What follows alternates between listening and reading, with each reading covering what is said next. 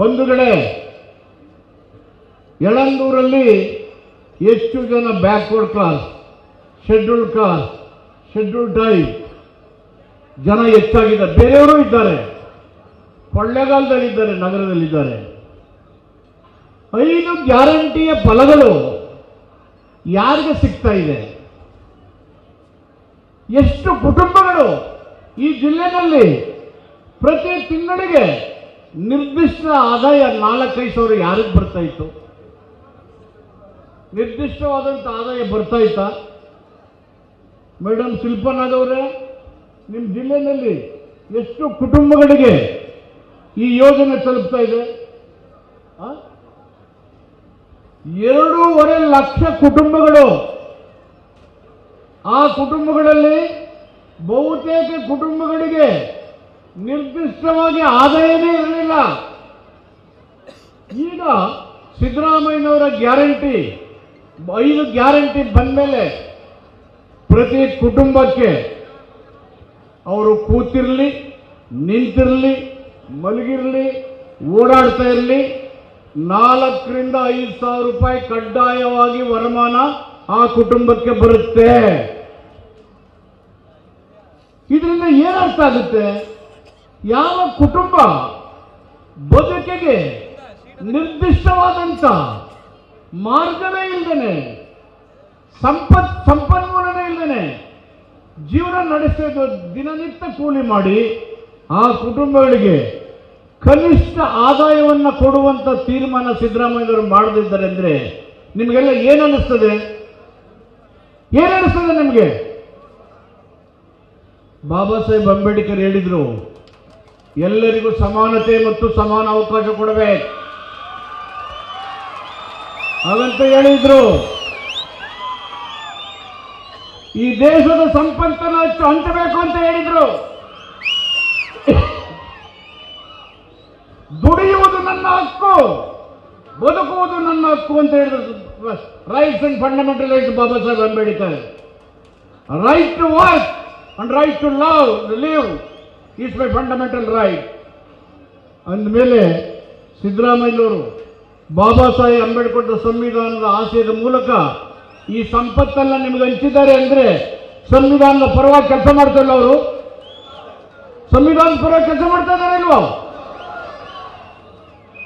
ಸಿದ್ದರಾಮಯ್ಯನವರು ಮುಖ್ಯಮಂತ್ರಿ ಆದಮೇಲೆ ಶಾಲಾ ಕಾಲೇಜು ವಿಶ್ವವಿದ್ಯಾಲಯಗಳಲ್ಲಿ ದೇಶದ ಯಾವ ರಾಜ್ಯದಲ್ಲಿ ಶಾಲಾ ಕಾಲೇಜು ಪ್ರಿಯಾಂಬಲ್ ಓದ್ತಾ ಇದ್ದೀವಿ? ನೀವು ನಮ್ಗೆ ಹೇಳಿದ್ರೆ, ನಮ್ಮ DHO ಎಲ್ಲರೂ ಹೇಳಿದ್ರಲ್ಲ, ನೀವು ಎದ್ದಿತ್ತು ಹೇಳಿದ್ರಲ್ಲ, ನೀವು ಸಂವಿಧಾನದ ಪೀಠಿಕೆ ಹೇಳಿದ್ರಲ್ಲ, ಪ್ರತಿಯೊಬ್ಬ ಪ್ರಜೆಗೆ ಏನೇನು ಹಕ್ಕುಗಳಿದ್ದಾವೆ, ಕರ್ತವ್ಯ ಮತ್ತು ಜವಾಬ್ದಾರಿ ಏನಿದೆ, ಇದನ್ನ ಹೇಳೋದೇ ಒಂದು ದೊಡ್ಡ ಜಾಗೃತಿ ಅಲ್ವಾ? ಪ್ರಜಾಪ್ರಭುತ್ವವನ್ನು ಬಲವಾಗಿ ಕಟ್ಟೋದಲ್ವಾ? ಸಂವಿಧಾನದ ಅವಕಾಶಗಳನ್ನು ಒದಗಿಸಿಕೊಡೋದಲ್ವಾ? ಬರೀ ಮಾತಾಡ್ತಾ ಇಲ್ಲ, ಏನು ಮಾತಾಡಿದ್ದೇವೆ ಅದನ್ನು ಮಾಡಿದ್ದೇವೆ, ಏನು ಮಾಡಿದ್ದೇವೆ ಅದನ್ನು ಹೇಳ್ತಾ ಇದ್ದೇವೆ, ಏನು ಹೇಳಿದ್ದೇವೆ ಅದನ್ನು ಮಾಡಿದ್ದೇವೆ, ಏನು ಮಾಡಿದ್ದೇವೆ ಅಂತ ನಿಮ್ಗೆ ಹೇಳ್ತಾ ಇದ್ದೇವೆ. ಹೌದಾ ಅಲ್ವಾ?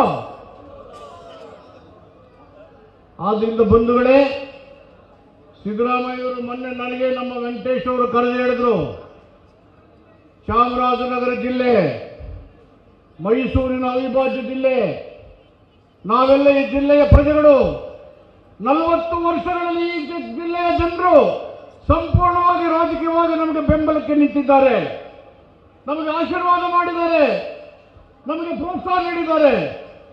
ನಮ್ಮ ಅಧಿಕಾರ ಅವಧಿಯಲ್ಲಿ ಈ ಭಾಗವನ್ನು ಇನ್ನೂ ಹೆಚ್ಚು ಅಭಿವೃದ್ಧಿಪಡಿಸಬೇಕು ಅಂತೇಳಿ ಸಾವಿರಾರು ಕೋಟಿ ಯೋಜನೆಗಳನ್ನು ಮಂಜೂರು ಮಾಡಿದ್ದಾರೆ.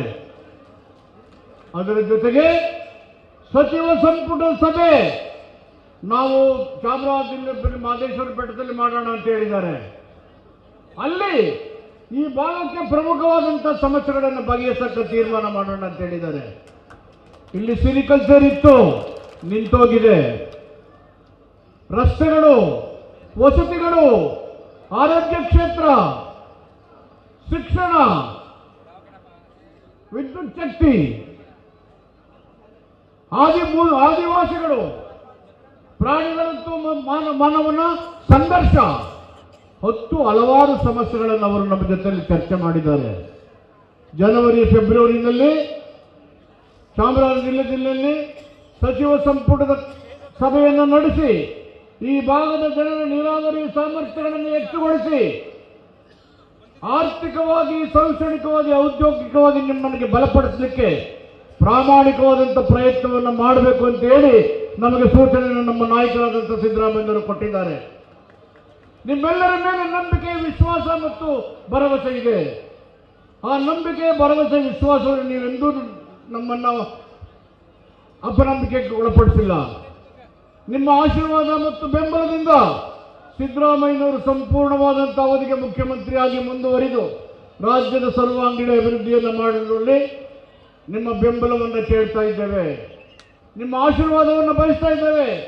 ಒಟ್ಟಾರೆ ಯಳಂದೂರು ಕ್ಷೇತ್ರ ತಾಲೂಕು, ಕೊಳ್ಳೇಗಾಲ ತಾಲೂಕು, ಹನೂರು ತಾಲೂಕು, ಗುಂಡಲಪೇಟೆ, ಚಾಮರಾಜನಗರ ತಾಲೂಕುಗಳ ಜನರ ಜೀವನ ಸುಧಾರಣೆಯಾಗಿ ಎಷ್ಟು ಯೋಜನೆಗಳನ್ನು ರಾಜ್ಯ ಸರ್ಕಾರದಿಂದ ಪಡೆದು ಸಿದ್ದರಾಮಯ್ಯನವರು ನಾವೆಲ್ಲ ಅಗಾಧವಾಗಿ ಪ್ರೀತಿಸಿ ಗೌರವಿಸುವಂತ, ಜೊತೆಗೆ ಸಂವಿಧಾನದಲ್ಲಿ ನಂಬಿಕೆ ಇಟ್ಟು, ಪ್ರಜಾಪ್ರಭುತ್ವದಲ್ಲಿ ನಂಬಿಕೆ ಇಟ್ಟು, ಸಂವಿಧಾನದ ಸಂರಕ್ಷಣೆ, ಪ್ರಜಾಪ್ರಭುತ್ವದ ಬಲವರ್ಧನೆಗೆ ನಮ್ಮ ಸರ್ಕಾರ ಕೆಲಸ ಮಾಡಿರ್ತಕ್ಕಂಥದ್ದನ್ನು ನೀವು ನೋಡಿ ನಮಗೆ ಆಶೀರ್ವಾದ ಮತ್ತು ಬೆಂಬಲವನ್ನು ಮಾಡಬೇಕು. ಇವತ್ತು 100 ಹಾಸಿಗೆ ಆಸ್ಪತ್ರೆ, 11 ಜನ ತಜ್ಞ ವೈದ್ಯರು ಇರ್ತಾರೆ ಇಲ್ಲಿ ಆಸ್ಪತ್ರೆಯಲ್ಲಿ. 11 ಜನ, ಈಗಾಗಲೇ 9 ಜನ ವೈದ್ಯರು ಕೆಲಸ ಮಾಡ್ತಾ ಇದ್ದಾರೆ. ಈ ಎಲ್ಲ ವೈದ್ಯರ ಸೇವೆಗಳಿಂದ ನೀವು ರೋಗ ಬರೋದಕ್ಕಿಂತ ರೋಗ ಬಾರದ ರೀತಿಯಲ್ಲಿ ಮುನ್ನೆಚ್ಚರಿಕೆ ಕಾರ್ಯಕ್ರಮವನ್ನು ಹಾಕೊಂಡು ನಿಮ್ಮ ಆರೋಗ್ಯವನ್ನು ವೃದ್ಧಿಗೊಳಿಸಿ ಮತ್ತು ಕಾಯಿಲೆಗಳನ್ನು ನಿಯಂತ್ರಣ ಮಾಡುವಂಥ ಸ್ವಯಂ ಪ್ರೇರಿತವಾದಂಥ ಆರೋಗ್ಯ ಜಾಗೃತಿ ಕಾರ್ಯಕ್ರಮಗಳಲ್ಲಿ ನೀವು ತೊಡಗಿ ಈ ಒಂದು 100 ಹಾಸಿಗೆ ಸುಮಾರು 35 ಕೋಟಿ ಅಂದಾಜು, ಶಿವಕುಮಾರ್ 35 ಕೋಟಿ